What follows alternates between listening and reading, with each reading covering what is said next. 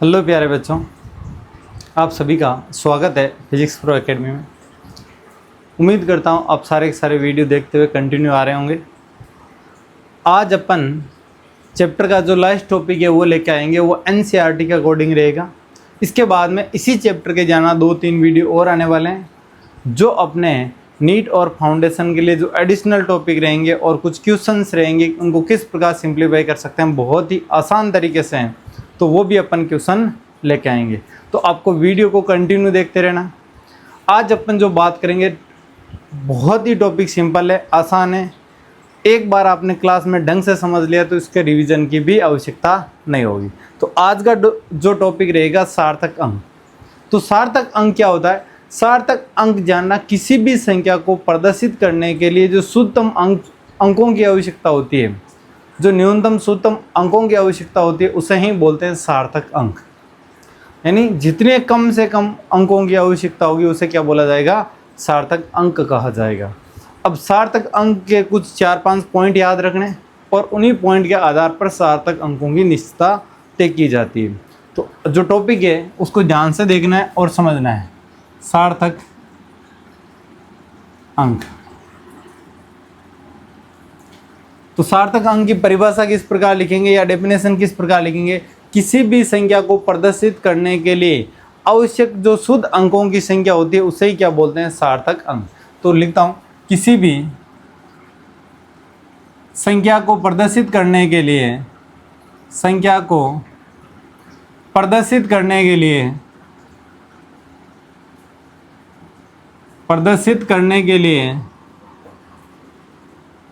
आवश्यक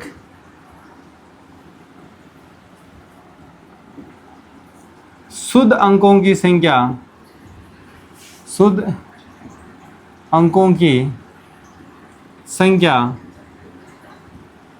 सार्थक अंक कहलाती है। सार्थक अंक कहलाती है।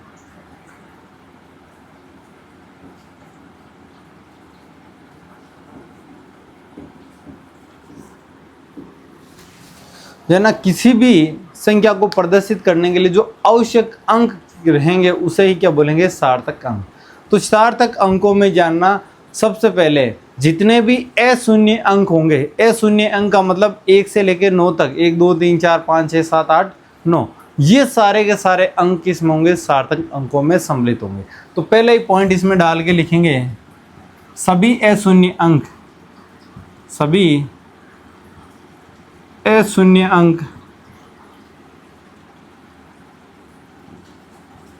सार्थक अंक होंगे। सभी अशून्य अंक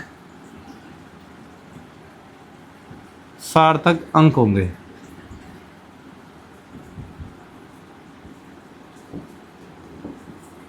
तो इस चीज को जानना, जितने भी अशून्य अंक है वो सारे सारे क्या रहेंगे? सार्थक अंक। जैसे एग्जाम्पल के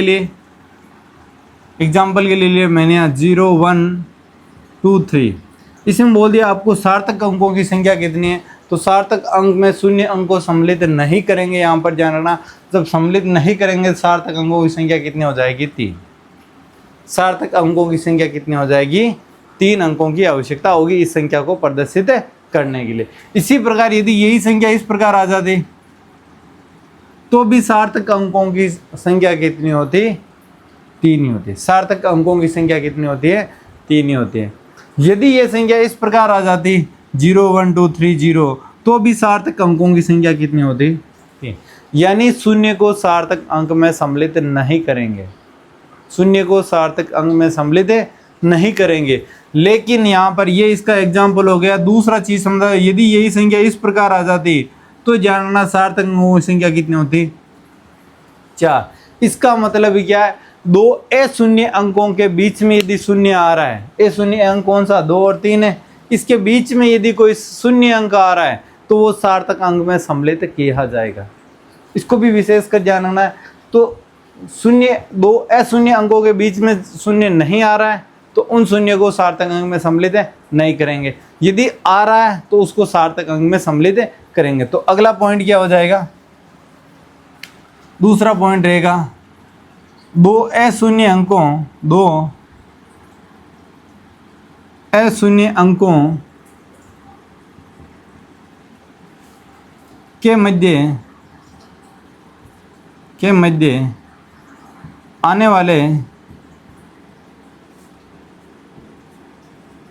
सभी शून्य अंक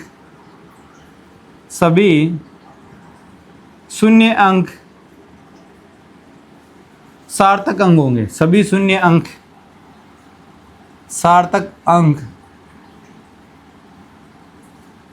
होंगे। इसका एग्जाम्पल क्या रहेगा अभी बताया। जैसे संख्या आ गई मेरे पास 504, कितनी आ गई 504। इसका मतलब इसमें सार्थक अंकों की संख्या कितनी हो जाएगी 3। सार्थक अंकों की संख्या कितनी हो जाएगी 3 हो जाएगी। यदि संख्या निकल के आ गई 1025 तो भी सार्थक अंकों की संख्या कितनी हो जाएगी 2 अशून्य के अंकों के मध्य शून्य अंक है, तो इसका मतलब यहाँ पर सार्थक अंकों की संख्या कितनी हो जाएगी।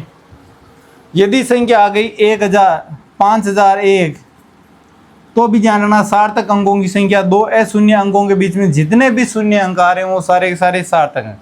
कितने हो जाएंगे 4। यदि एग्जाम्पल ले लिया 1,02,002 ये मैंने ले लिया। इसमें सार्थक अंकों की संख्या कितनी हो जाएगी देखो 2 अशून्य अंकों के बीच से शून्य आ रहा है, 2 अशून्य अंकों के बीच में क्या आ रहा है शून्य आ रहा है। इसका मतलब ये सारे के सारे किस में सम्मिलित होंगे सार्थक अंकों में सम्मिलित होंगे। तो सम्मिलित होंगे 3 और 3 कितने हो जाएंगे 6। सार्थक अंकों की संख्या कितनी हो जाएगी 6। यदि संख्या आ गई मान लो इस प्रकार 10200 10,200 आ गई, इसका मतलब यहाँ पर सार्थक अंकों की संख्या कितनी होगी विशेष कर ध्यान रखेंगे। तो जाना 2 अशून्य अंकों के बीच में आने वाला शून्य अंक तो सार्थक अंक होगा, लेकिन ये वाले दोनों शून्य अंक सार्थक अंक नहीं होंगे। इसका मतलब सार्थक अंकों की संख्या कितनी हो जाएगी 3। तो 2 पॉइंट विशेष कर ध्यान होंगे, सभी अशून्य अंक सार्थक अंक होंगे और 2 अशून्य अंकों के बीच में आने वाले सभी शून्य अंकों को भी सार्थक अंक में सम्मिलित किया जाएगा। 2 पॉइंट क्लियर हो गए। अब बात करेंगे तीसरे पॉइंट की।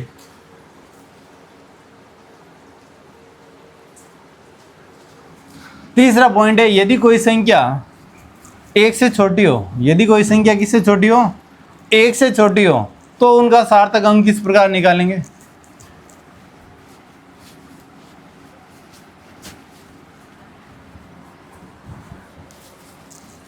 तो देखते हैं तीसरा पॉइंट का एग्जाम्पल पहले बता दूं, लैंग्वेज बाद में लिखूंगा आपको। जैसे क्वेश्चन आ गया 0.00023, इसमें जानना सार्थक अंकों की संख्या कितनी होगी 2 होगी। सार्थक अंकों की संख्या कितनी होगी 2। इसका मतलब क्या है दशमलव के बाद है दाईं ओर, दशमलव के दाईं ओर तथा प्रथम अशून्य अंक के बाईं ओर जितने भी शून्य अंक आएंगे उनको सार्थक अंक में सम्मिलित नहीं करेंगे।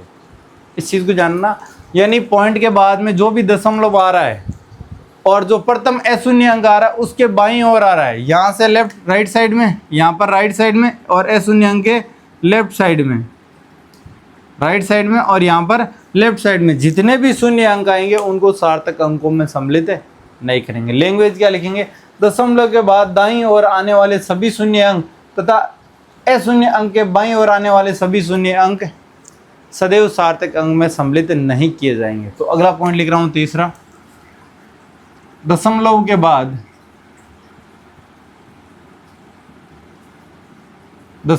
बाद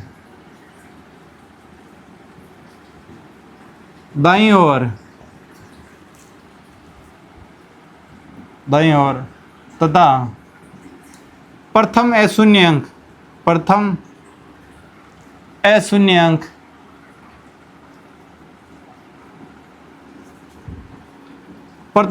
अंक कौन सा है ये वाला, तो प्रथम अशून्य अंक के बाईं ओर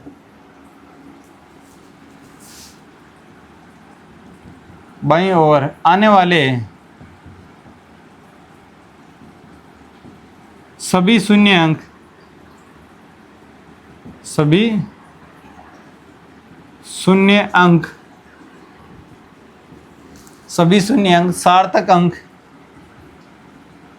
सार्थक अंक नहीं कहलाते।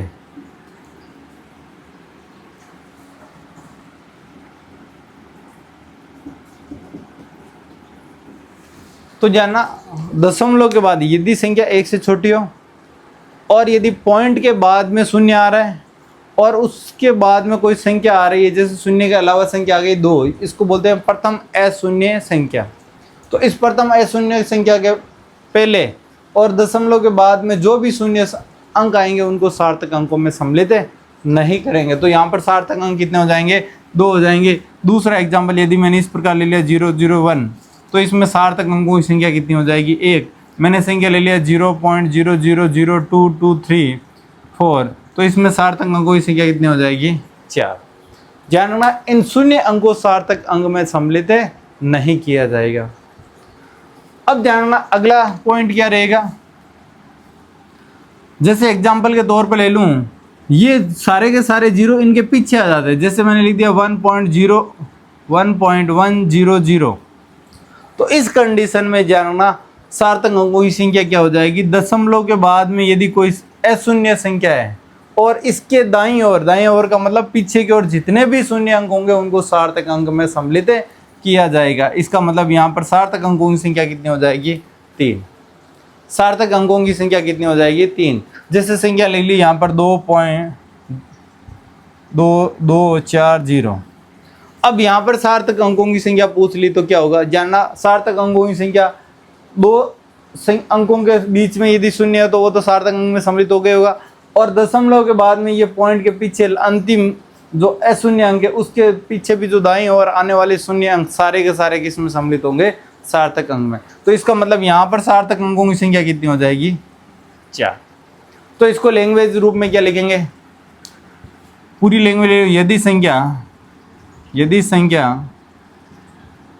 1 से छोटी है, यहाँ पर भी लिखना है ये, यदि संख्या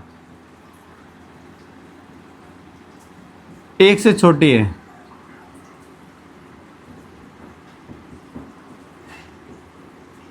है तो यदि संख्या 1 से छोटी है तो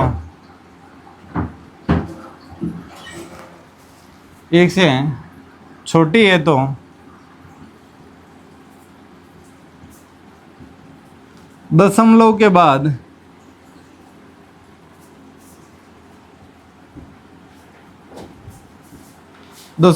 बाद अंतिम अशून्य अंक के दाईं ओर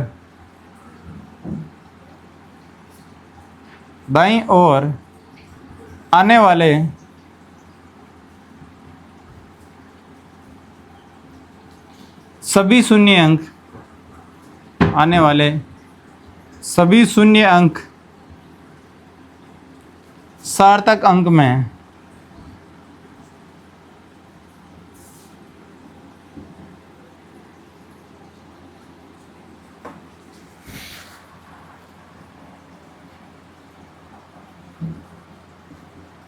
सम्मिलित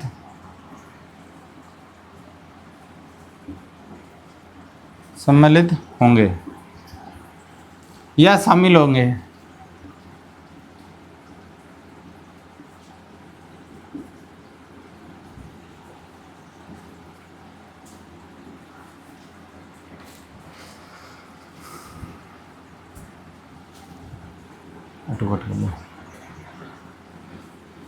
सभी अशून्य अंक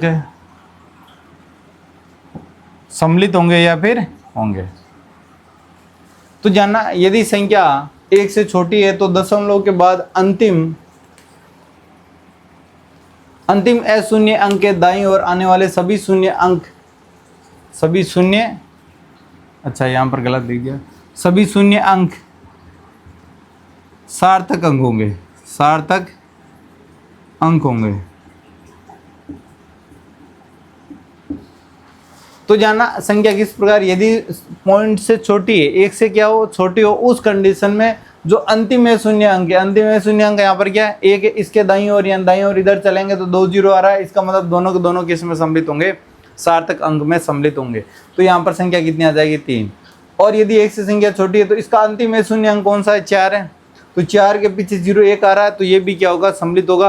और ये 0 जानना क्यों सम्मिलित होगा, क्यों दो अशून्य अंकों के मध्य शून्य अंक है, इस चीज को भी आपको ध्यान रखना है। अगला रहेगा जैसे संख्या आ गई 0.00120, तो इसमें बोल दिया जाए सार्थक अंकों की संख्या कितनी होगी, तो जाना ये दोनों अंक सार्थक अंक में सम्मिलित नहीं होंगे शून्य वाले, लेकिन ये अंतिम शून्य अंक के बाद में शून्य आ रहा है, तो इसका मतलब ये सार्थक अंक में सम्मिलित होगा। यहाँ पर सार्थक अंकों की संख्या कितनी हो जाएगी, 3। इसमें किसी को कोई कंफ्यूजन है तो पूछ लो एक बार के लिए। उसके बाद अगला पॉइंट,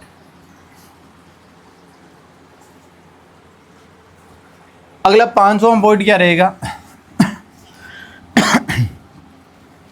यदि कोई भी संख्या मापन के द्वारा प्राप्त की गई है तो उन सब संख्याओं को सार्थक अंक में सम्मिलित करेंगे। कोई भी संख्या जो मापन के द्वारा प्राप्त की गई है, तो अगला पॉइंट क्या रहेगा, जैसे संख्या आ गई, एग्जांपल दे दूं मैं 50 मीटर प्रति सेकंड, क्या दे दिया 50 मीटर प्रति सेकंड, किसी गाड़ी की स्पीड दे दी कि 50 मीटर प्रति सेकंड है, तो इसमें सार्थक अंकों की संख्या तो जानना इन दोनों अंकों की आवश्यकता होगी, तो सार्थक अंकों की संख्या कितनी हो जाएगी, 2। सार्थक अंकों की संख्या कितनी हो जाएगी, 2। जैसे आपको पूछ ले दो आपके घर से स्कूल की दूरी क्या है, तो आप बोलोगे 1000 मीटर, कितना है 1000 मीटर, तो इसका मतलब ये सारे के सारे अंक आवश्यक है, तो आवश्यक है तो सार्थक अंकों की संख्या कितनी हो जाएगी, 4। कितनी हो जाएगी, 4। 3 तो शून्य का एक ही है। यदि आपको पूछ ले आपका वेट कितना, आपने बोल दिया 60 kg है, इसका मतलब सार्थक अंकों की संख्या कितनी आवश्यकता होगी, 2। यानी मापन के द्वारा प्राप्त सभी अंक सार्थक अंक में सम्मिलित होंगे। तो अगला पॉइंट रहेगा मापन के द्वारा प्राप्त सभी अंक सार्थक अंक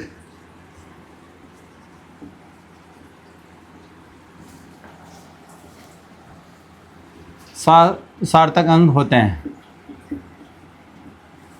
यानी मापन के द्वारा प्राप्त सभी अंक क्या कहलाएंगे, सार्थक अंक कहलाएंगे। जैसे 50 मीटर प्रति सेकंड है, तो इसमें 2 अंक है, दोनों अंक क्या कहलाएंगे, सार्थक अंक कहलाएंगे। यहाँ पर 1000 मीटर है, इसका मतलब 4 अंक है, तो चारों अंक क्या कहलाएंगे, सार्थक अंक कहलाएंगे। और इसका जो लास्ट पॉइंट रहेगा वो कौन सा हो जाएगा, यदि किसी भी संख्या के साथ में 10 की पावर आ जाए तो किसी भी घात को सार्थक अंक में सम्मिलित नहीं करते हैं। तो यहाँ पर रहेगा यदि किसी संख्या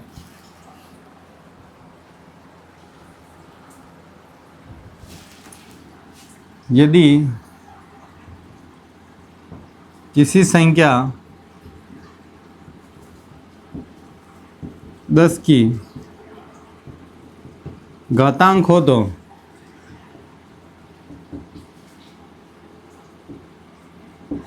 घातों को सार्थक अंकों में नहीं माना जा सकता है, नहीं माना जाता है।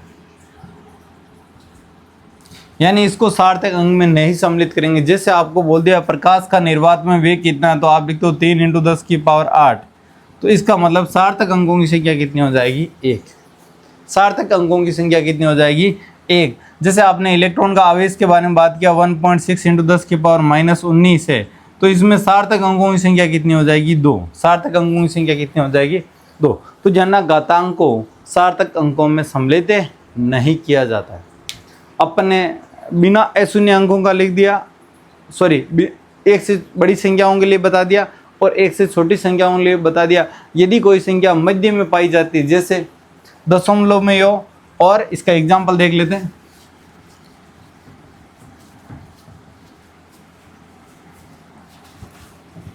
जैसे संख्या लिखी आ गई 2005.007, तो इस कंडीशन में ध्यान रखना यहाँ पर सार्थक अंकों की संख्या कितनी हो जाएगी, तो ये सारे के सारे जानना इस 7 के आगे वाले ये दोनों अंक भी सार्थक अंक में सम्मिलित होंगे। क्यों होंगे, क्योंकि ये संख्या 1 से बड़ी है, तो इस कंडीशन में सार्थक अंकों की संख्या कितनी हो जाएगी, 7। यदि आगे आपके पास संख्या 12.300, तो इसमें सार्थक अंकों की संख्या कितनी हो जाएगी, 3। इसमें सार्थक अंकों की संख्या कितनी हो जाएगी, 3। इस चीज़ का विशेषकर ध्यान रखना है। तो सार्थक अंकों की संख्या इस प्रकार अपन आसानी से ज्ञात कर सकते हैं। सिंपल है, एकदम इजी टॉपिक है, ढंग से समझ लिया तो उम्मीद करता हूँ ये आप कभी भी पेपर में गलत नहीं करोगे। अब एक इसमें छोटा सा टॉपिक आता है सार्थक अंकों का योग, यानी सार्थक अंकों को किस प्रकार जोड़ा जा सकता है। तो सार्थक अंकों को जोड़ने का तरीका क्या रहेगा, सार्थक अंकों का योग।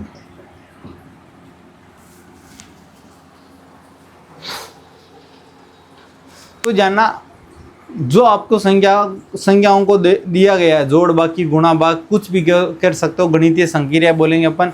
तो सार्थक अंक में गणितीय संक्रिया क्या होगी, जो बीज गणितीय नॉर्मली अपन योग करते हैं उसी प्रकार करेंगे, लेकिन जो फाइनल आंसर होगा वो न्यूनतम सार्थक अंकों वाली संख्या के बराबर होना चाहिए। जैसे एग्जाम्पल के लिए लिख दिया मैंने 3.5 3.2 प्लस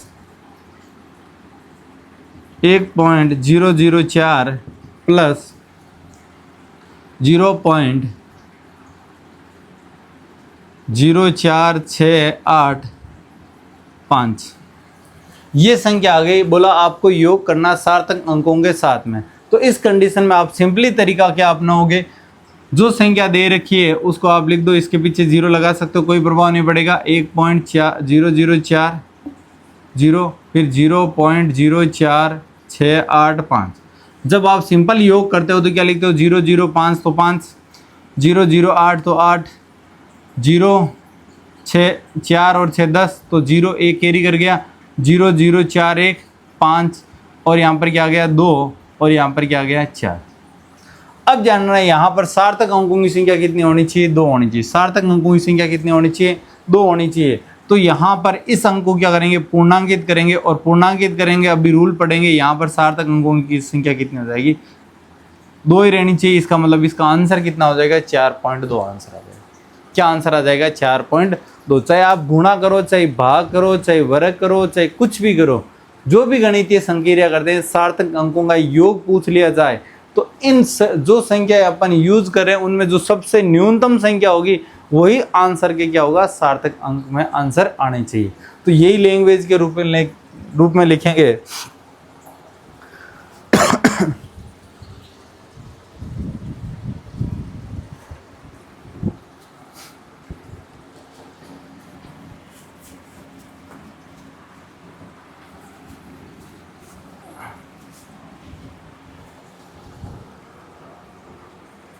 तो सार्थक अंकों के जोड़ में देख लो, जोड़ में के लिए, जोड़ में या लिख दूं गणितीय संक्रिया में, गणितीय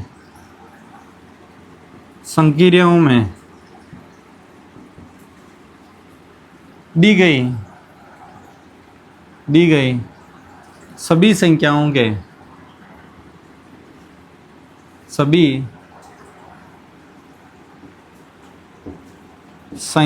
के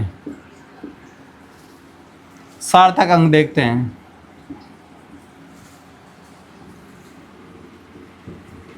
अंक देखते हैं तथा उन संक्रियाओं के उस गणितीय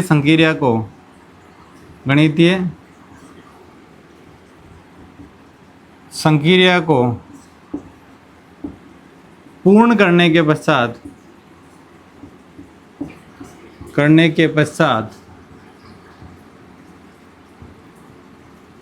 परिमाण में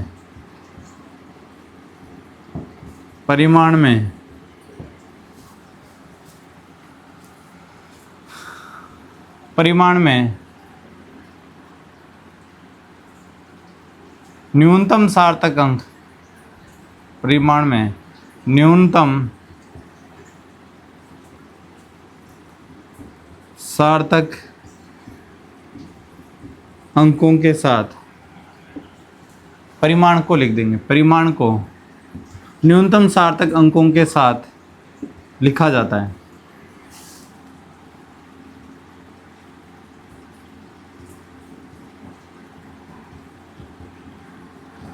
यानी सार्थक अंकों के साथ में कोई भी संक्रिया करेंगे तो उसका जो न्यूनतम सार्थक अंक होगा वही अपन लिखेंगे फाइनल आंसर में। तो एग्जाम्पल के लिए किस प्रकार एग्जाम्पल देते हैं, एक तो जोड़ का दे दिया, अभी जैसे गुणा का देता हूँ, गुणा का मैंने दे दिया, संख्या ले ली मैंने 3.1 इंटू 24.65।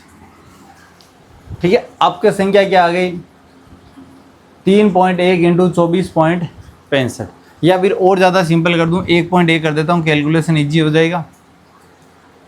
ठीक है, यहाँ पर सार्थक अंकों की संख्या कितनी है, 2 है, यहाँ पर सार्थक अंकों की कितनी है, 4। जो आपको आंसर लेके आना वो न्यूनतम सार्थक अंक कितने होने चाहिए, 2 होने चाहिए। न्यूनतम सार्थक अंक कितने होने चाहिए, 2 होने चाहिए। 2 होंगे तो इसको गुणा करता हूँ, तो सबसे पहले पॉइंट को भूल जाओ, सिंपल गुणा करेंगे।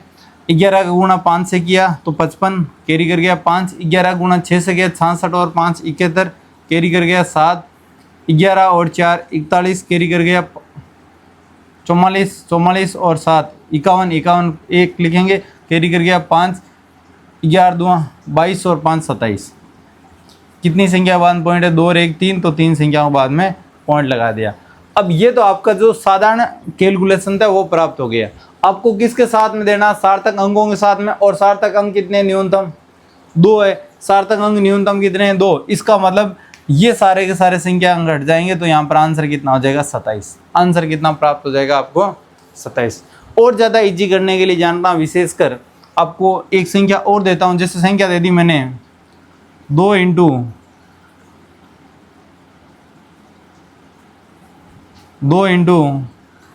3 5.25, 25 ना देके 6 देता हूँ। यहाँ पर सार्थक अंकों की संख्या कितनी है, 1, और यहाँ पर सार्थक अंकों की संख्या कितनी है, 4। अब आपको जो आंसर देना है एक सार्थक अंक के साथ में देना, तो उसका किस प्रकार देंगे, तो 2 का गुणा करेंगे 6 से 12, 1 कैरी कर गया, 2 का 2 से गुणा किया 4 और 1 5, 2 का 5 से गुणा किया 10 कैरी कर गया 1, 2 का 3 से गुणा किया 6 और 1 7। और पॉइंट कितनी संख्या के बाद लगाना है, 2 संख्या के बाद में लगाना है। तो आपको आंसर कितने सार्थक अंकों का देना है, एक सार्थक अंक का। आपके जो मिनिमम आंसर आ रहे हैं वो कितने आ रहे हैं, यदि पॉइंट की संख्या के बाद वाली संख्या भूल भी जाएं तो कितने आ रहे हैं, 2 आ रहे हैं। तो इसको एक सार्थक अंक करने के लिए मैं इसको इस प्रकार लिख सकता हूँ क्या, जैसे ही मैं इसको पॉइंट लिखूँ 7.052 इंटू 10 की पावर -1, 10 की पावर +1 लगाने से क्या हो जाएगा, ये पॉइंट वापस हट जाएगा, क्योंकि 0 लगाया तो पॉइंट आगे चला गया। अब आपको बताया इसमें मैं इसको हटा सकता हूँ, इसको सारे को क्या कर सकता हूँ, लेफ्ट, तो 7 इंटू 10 की पावर 1, यही क्या हो जाएगा, आंसर हो जाएगा। यही क्या होगा, इसका आंसर होगा। इसमें सार्थक अंक कितने हो जाएंगे, 1 होंगे। सार्थक अंक कितने हो जाएंगे, 1। तो सार्थक अंकों की गणितीय संक्रिया आप किसी भी प्रकार से कर सकते हो, लेकिन जो न्यूनतम सार्थक अंक है वो सदैव क्या होने चाहिए, आंसर के रूप में लिखे जाने चाहिए। इस चीज़ को विशेषकर आपको ध्यान में रखना है। तो इसमें किसी भी बच्चे को कोई कन्फ्यूजन है तो पूछ लो। तो सार्थक अंक बहुत इजी है, एकदम आसान है। पेपर में 1 नंबर या 2 नंबर के क्वेश्चन पूछे जाते हैं। आपको सिंपल आ गया तो कोई संख्या देके सीधा पूछ लेगा। यदि थोड़ा सा आपका दिमाग यूज करना चाहेगा एग्जामिनर, तो उस कंडीशन में ध्यान रखना, आपको इसी प्रकार की गणितीय संक्रिया देगा, बोला सार्थक अंकों के शब्दों में आंसर दीजिए। इस चीज को ध्यान रखना आपको। अब अगला टॉपिक रहेगा अंकों को पूर्णांकित करना। अंकों को पूर्णांकित करना।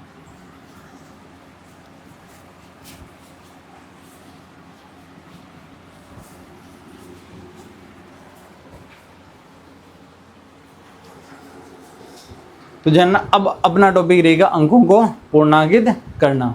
इसमें अपन क्या देखने वाले हैं, तो अंकों को पूर्णांकित करने का मतलब क्या होता है। अंकों को पूर्णांकित करने का मतलब होगा किसी भी संख्या को लैप्स करना। तो उसके आगे वाली संख्या में क्या चेंजेस आएगा उस चीज को अपन समझेंगे। तो जिस संख्या को पूर्णांकित करना होता है उससे पहले वाली संख्या में एक जुड़ता है या नहीं जुड़ेगा, उस चीज को अपन समझेंगे। वैसे अपन ने पहले भी कुछ इसके कॉन्सेप्ट कर चुके हैं। नॉर्मली मैथमेटिक्स में अपन अपने को बताया किसी भी संख्या यदि 5 से बड़ी है तो उससे पहले वाली संख्या में 1 जोड़ सकते हैं। यदि 5 से छोटी है तो उस संख्या में कुछ भी नहीं जोड़ेंगे। आज अपन नई चीज पढ़ेंगे, यदि 5 हो तो क्या करने वाले हैं। तो इसके 3 ही कॉन्सेप्ट है। अंकों को पूर्णांकित करना, अंकों को पूर्णांकित करना। अंकों को पूर्णांकित करने का तरीका क्या रहेगा, एग्जाम्पल पहले समझा देता हूँ, उसके बाद में लैंग्वेज लिखता हूँ। जैसे संख्या आ गई आपके पास 24.0657, ठीक है, या फिर 4 आ गए। यदि आपको बोल दिया 7 को क्या करना, पूर्णांकित करना है। किसको पूर्णांकित करना है, 7 को पूर्णांकित करना है। आपको बोल दिया 7 को पूर्णांकित करना है, तो अपन बचपन से पढ़ते आ रहे हैं, पहले भी कैलकुलेशन पढ़ी होगी। यदि संख्या 5 से बड़ी है, अब इससे पीछे वाली संख्या को अपने को हटाना है, तो इस संख्या में क्या करते हैं, एक जोड़ देते हैं। क्या करेंगे, एक प्लस करेंगे। तो संख्या किस प्रकार लिखेंगे, 5 की जगह यहाँ पर क्या हो जाएगा, 6। इस संख्या को मैं ऐसे लिख सकता हूँ, बिल्कुल राइट है। इस संख्या को ऐसे मैं लिख सकता हूँ, ये बिल्कुल राइट है। तो जानना, यदि संख्या 5 से बड़ी है, जिस अंक को पूर्णांकित कर रहे हैं, किसको, 7 को पूर्णांकित कर रहे हैं, इसका मतलब 7 के पीछे वाली सभी संख्याओं को हटाएंगे। तो 7 और 7 के पीछे वाली सभी संख्या को हटाएंगे, तो जानना यहाँ पर ये संख्या यदि 5 से बड़ी है, 7 क्या 5 से बड़ी है, तो इस संख्या में अगली वाली संख्या में, पूर्व संख्या में क्या करेंगे, एक जोड़ते हैं। यदि मान लो इस संख्या ऐसी आ जाती 15.3645, आपको बोल रहा है 4 को पूर्णांकित करना है। किसको पूर्णांकित करना है, 4 को पूर्णांकित करना है। तो इसका मतलब क्या हो जाता, जब 4 को पूर्णांकित करेंगे तो 4 क्या 5 से छोटी है, 4 क्या 5 से छोटी, तो इसका मतलब ये संख्या अपरिवर्तित रहती है। ये संख्या क्या होती, एज इट इज लिख देता 15.26। इस संख्या में ना तो कुछ जोड़ा जाता, ना कुछ घटाया जाता। अब यहाँ तक तो आपको पता है, लेकिन इस संख्या में आपको पूछ लिया, जैसे यही संख्या दे दी मैंने 24.6574, आपको बोल देता 5 को पूर्णांकित कीजिए। क्या बोल देता, 5 को पूर्णांकित कीजिए। तो अभी तक तो आपको कोई दिक्कत नहीं है, 5 से बड़ी है तो 1 प्लस, 5 से छोटी है तो एज इट इज। यदि 5 आ गई तो क्या करेंगे, इस कंडीशन को ध्यान रखना। यदि संख्या 5 आ गई तो सबसे पहले आप उससे पहले वाली संख्या को देखते हैं। पहले वाली संख्या यदि सम में, पहले वाली संख्या क्या है, यदि पहले वाली संख्या सम है, तो उस कंडीशन में संख्या अपरिवर्तित रहेगी। संख्या कैसी रहेगी, अपरिवर्तित। इसका मतलब इसका आंसर क्या हो जाएगा, 24.06। आंसर क्या हो जाएगा, 24.06।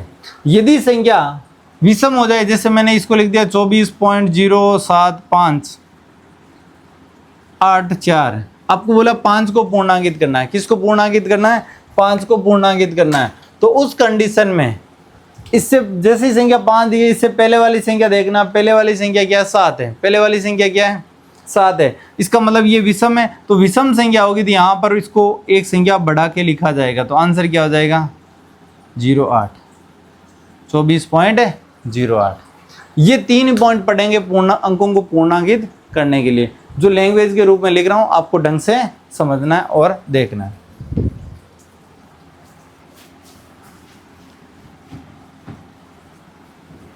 तो एक एक पॉइंट लिखूंगा। जिस संख्या को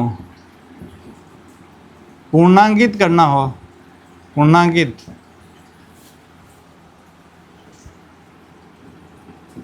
करना है, यदि वह संख्या 5 से अधिक हो, 5 से अधिक हो, तो उससे पूर्व की संख्या को, उससे पूर्व की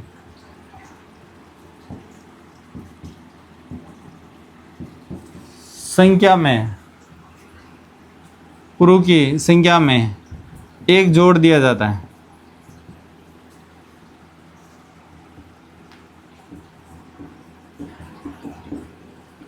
जैसे संख्या आ गई 5.27, तो आपको 7 को पूर्णांकित करना है। किसको पूर्णांकित करना है, 7 को।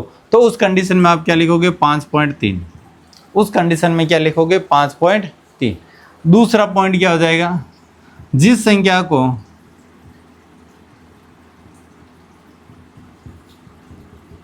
पूर्णांकित करना है,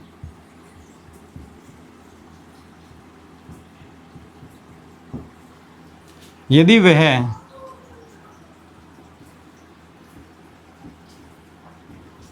5 से छोटी हो, छोटी हो तो उससे पूर्व की संख्या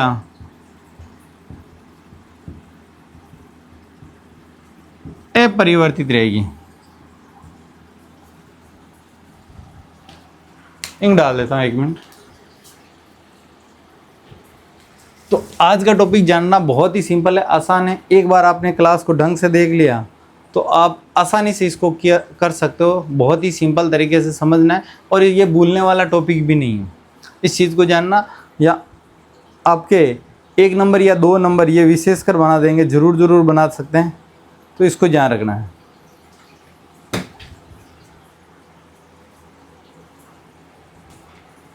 उससे पूर्व की संख्या अपरिवर्तित रहेगी।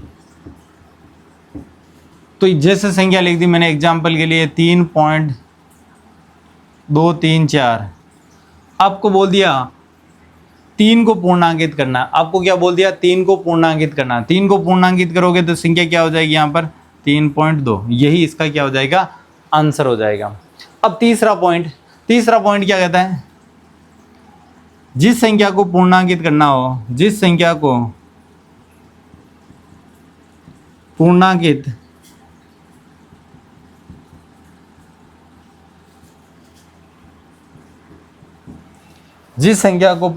करना हो, यदि वह 5 हो तो उससे पूर्व की संख्या, उससे पूर्व की संख्या देखी जाती है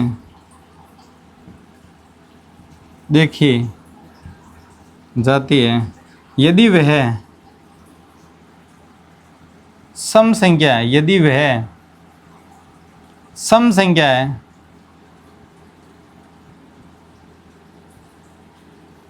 तो अपरिवर्तित रखते हैं, तो संख्या को अपरिवर्तित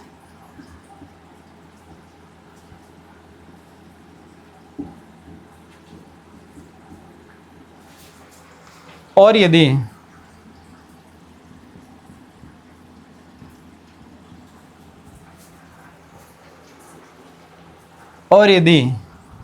वह विषम संख्या है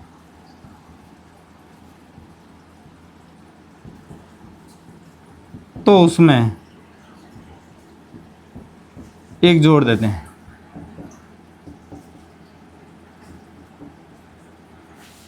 तो ये अपना क्या रहेगा? पूरा का पूरा एनसीईआरटी के अनुसार इस चैप्टर को कंप्लीट कर दिया गया है। जानना एनसीईआरटी के अकॉर्डिंग कंप्लीट हो चुका है। विशेषकर जानना, ध्यान से पढ़ोगे इस चैप्टर को। अगले 2 या 3 लेक्चर आएंगे जिसमें आपको कुछ एक्स्ट्रा टॉपिक करवाऊंगा, जिसमें त्रुटि वाला आ गया, त्रुटि के संबंधित पूछा जाता है। कुछ क्वेश्चन करूँगा त्रुटि से संबंधित, कुछ इन्हीं के संबंधित, विमाओं के संबंधित जो नीट और जेईई में क्वेश्चन पूछा जाता है उन्हीं को करवाने वाला हूँ। तो विशेषकर ढंग से पढ़ना है, कंटिन्यू पढ़ना। यहाँ तक समझ में आ गया तो अगला वाला भी बहुत आसान लगेगा और आपकी जो बेस नॉलेज है उसको ज़्यादा इम्प्रूव करेगा, ताकि फिजिक्स में आप अच्छा से अच्छा स्कोर कर पाओ। तो इसका एग्जाम्पल भी बता देता हूँ आपको। तो एग्जाम्पल क्या हो जाएगा? जैसे संख्या आ गई, अभी वैसे तो बता ही दिया, फिर भी बता देता हूँ।